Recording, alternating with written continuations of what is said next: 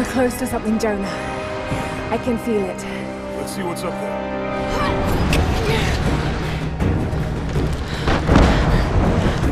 Go back, Jonah! Get to shelter!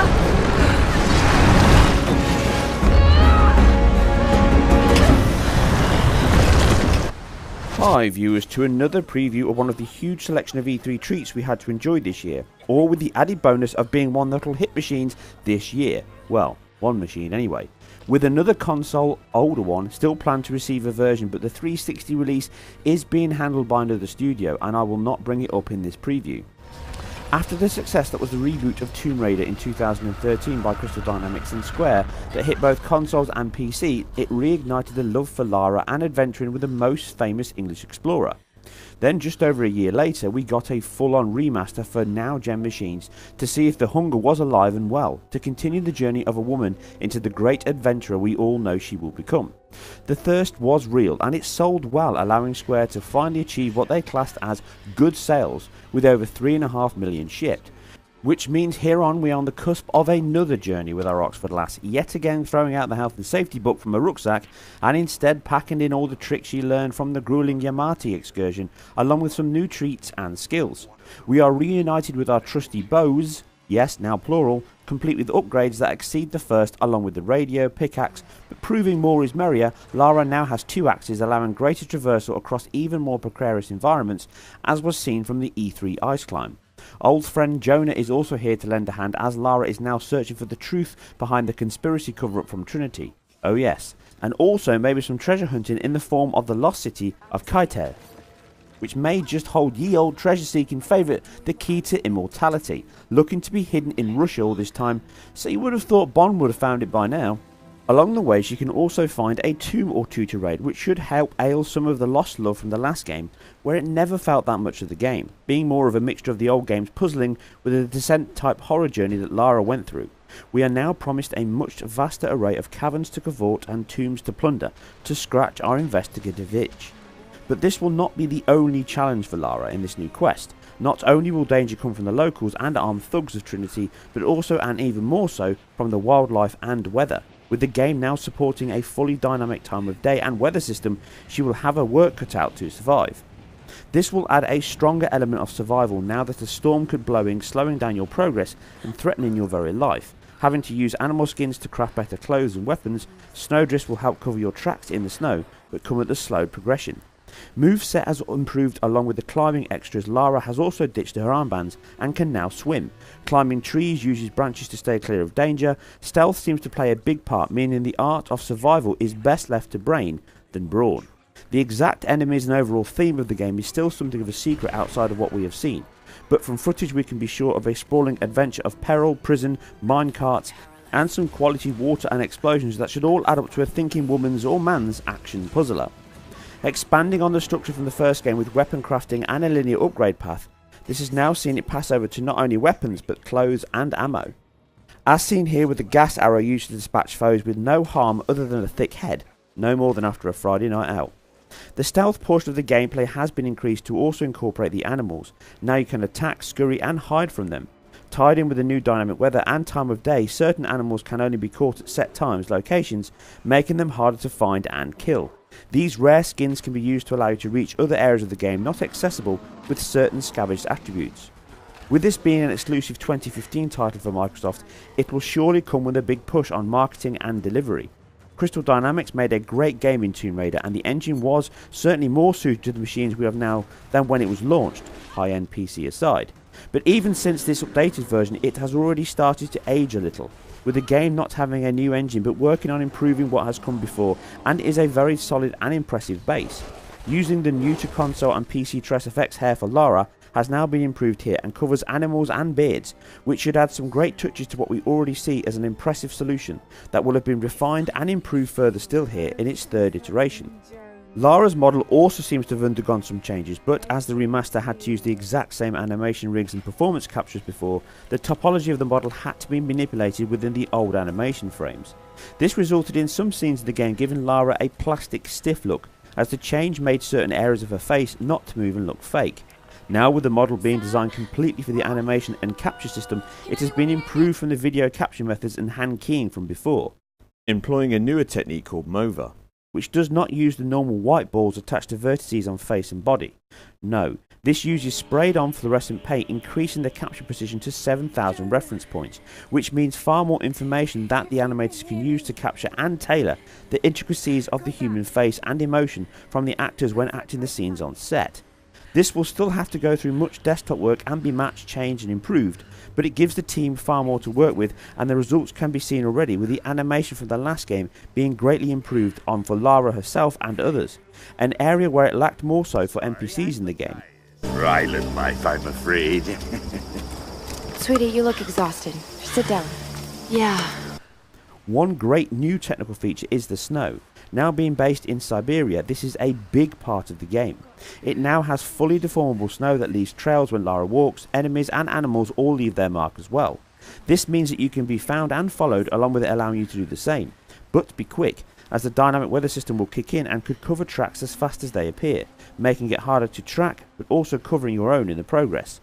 This looks very good in practice, as here the system used not only creates a dense mesh that can be deformed and build on impact from snow, but follows the contours of the land and movement.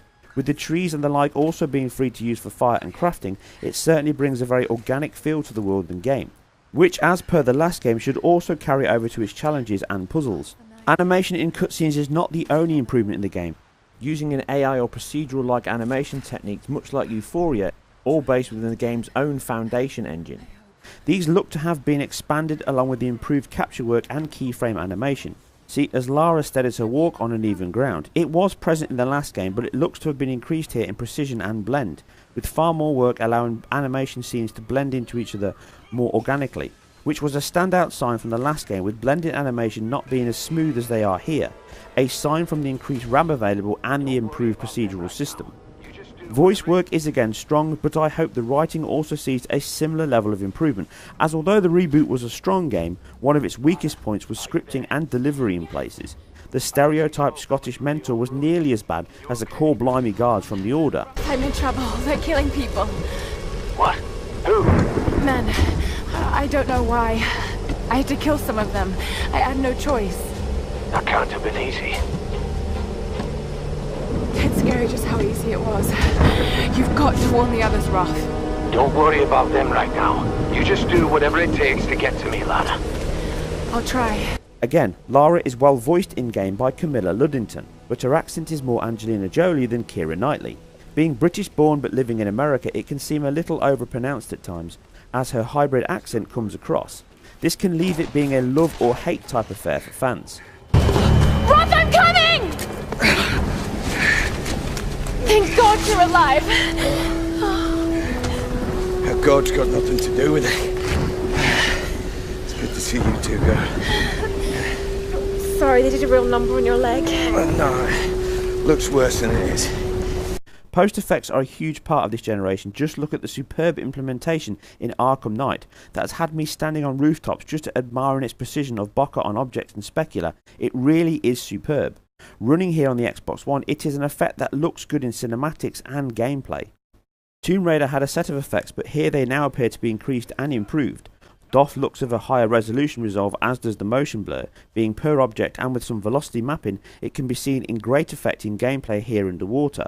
As the resolution for the game is still unconfirmed, we can only wait and see.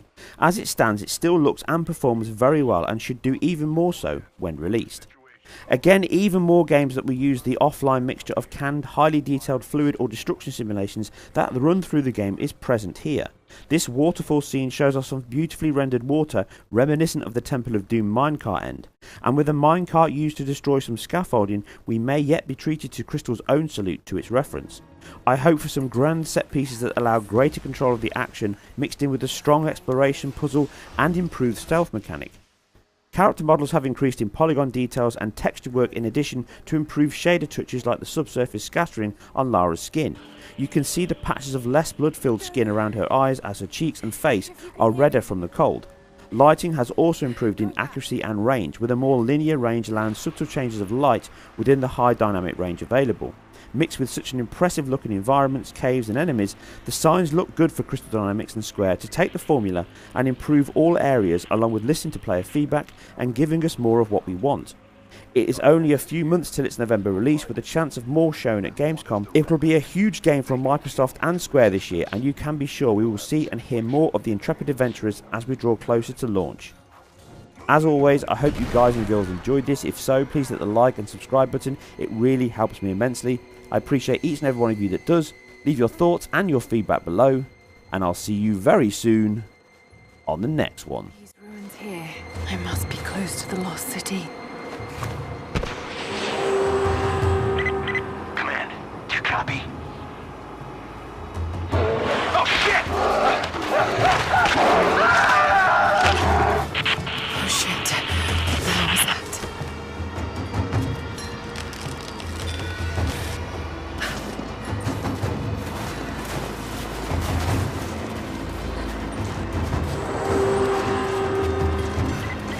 Survey team, this is Overwatch. Please respond. Survey team, please respond. We got some interference on the...